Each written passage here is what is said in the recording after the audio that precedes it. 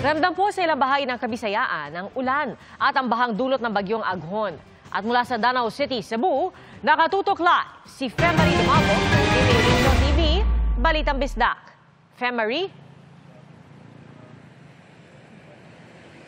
Pia at Ivan, ilan ding mga lugar sa Eastern Visayas ang apektado ng bagyong Aghon, lalo na ang mga na-stranded na pasahero ng mga barkong hindi pinayagang makabiyahe. Hanggang baywang ang bahang naranasan sa ilang bahagi ng Eastern Visayas matapos ilang beses na mag-landfall ang Tropical Depression Aghon. Una itong nag-landfall kagabi sa Humunon Island sa Giwan, Eastern Samar, saka dumiretso sa bayan ng Giporlos pasado hating gabi. Sa Basiao Island, Catbalogan City, Samar naman ito nag-landfall sa ikatlong beses, bago ito nag-landfall ulit sa Cagduyong Island.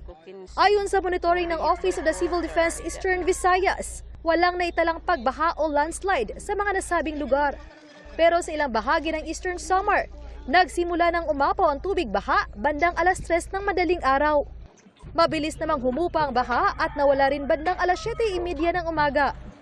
Sa mga pantalan naman sa Eastern Visayas, mahigit 1,000 ang stranded na pasahero.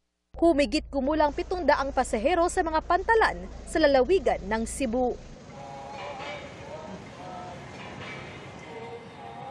Pia at Ivan, lahat ng mga sea vessels trip dito sa Central at Eastern Visayas ang balik biyahe na. Ito'y matapos i-lift ng Pag-asa ang itinaas na Storm Signal No. 1. Pia? Mag-iingat kayo at maraming salamat, Femari Dumabok ng GMA Regional TV, Balitang Bisdak. Mga kapuso, patuloy na tumutok sa mga balita, mag-subscribe sa GMA Integrated News sa YouTube. Sa mga kapuso abroad, samahan niyo kami sa GMA Pinoy TV at www.gmanews.tv.